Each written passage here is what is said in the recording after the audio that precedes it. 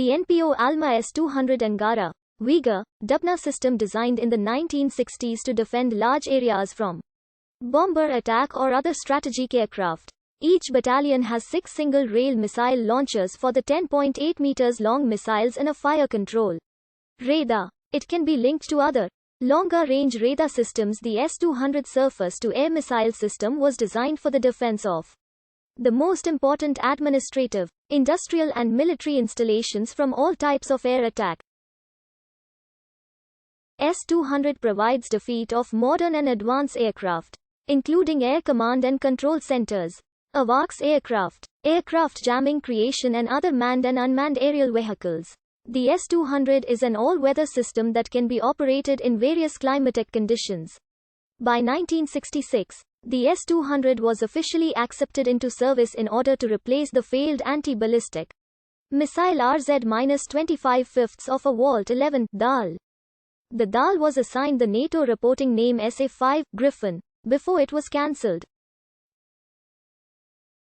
The first S-200 operational regiments were deployed in 1966 with 18 sites and 342 launchers in service by the end of the year.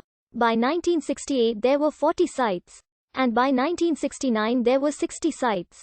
The growth in numbers then gradually increased throughout the 1970s and early 1980s until the peak of 130 sites and 2,030 launchers was reached in 1980 to 1990.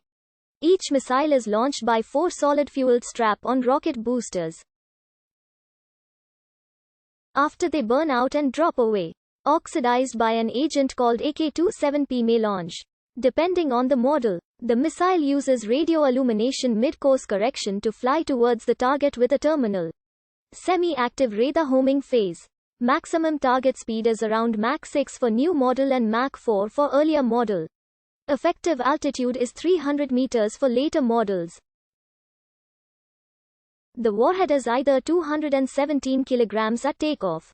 The system utilizes radio semi-active guidance throughout the missile's flight, which is far more accurate at long range than the command guidance method used by the earlier S-75, Dwina and other missiles. The existence of an optional terminal passive radar homing mode for use against airborne early warning aircraft remains unconfirmed. Peak missile speed is around Mach 8 and the single shot kill probability is quoted as 0.85, presumably against a high-altitude bomber-type target.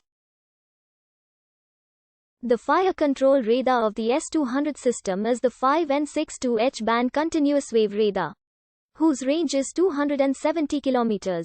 It is used for both the tracking of targets and their illumination. Command Post S-300 can manage in any combination the elements of S-200 and S-300. Missiles Complex S-200 Dubna can be controlled Command Post System S-300. Command Post S-300 may also be controlled by the Command Post S-400 through a higher level Command Post. Organize Use PVO-73N6, Baikal 1. Iranian Air Defense Force has implemented several improvements on their S-200 systems such as using solid-state parts and removing restrictions on working time. They destroyed a UAV target beyond 100 km range in military drill in recent years.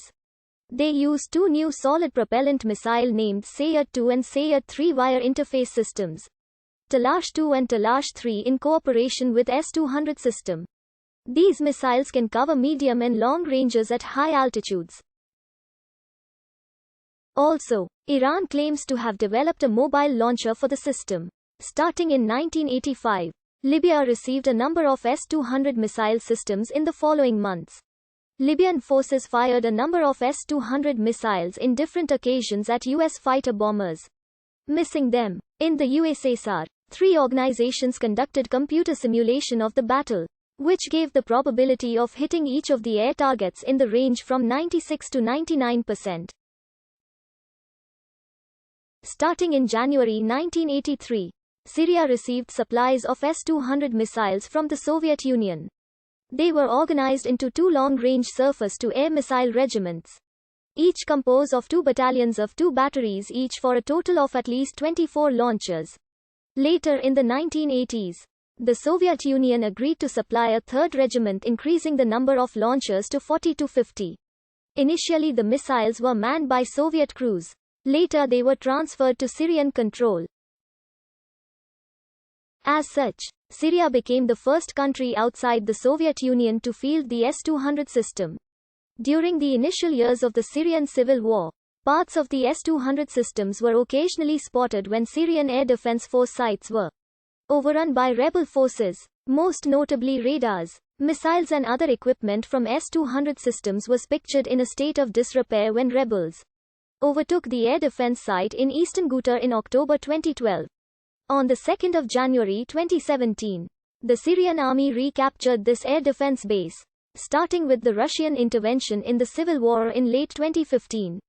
There were new efforts to restore some Syrian S-200 systems indeed. On the 15th of November 2016, the Russian defense minister confirmed that Russian forces repaired Syrian S-200s to operational status. For example, in July 2016, the Syrian army, with Russian assistance, rebuilt an S-200 site at Quayas Airport.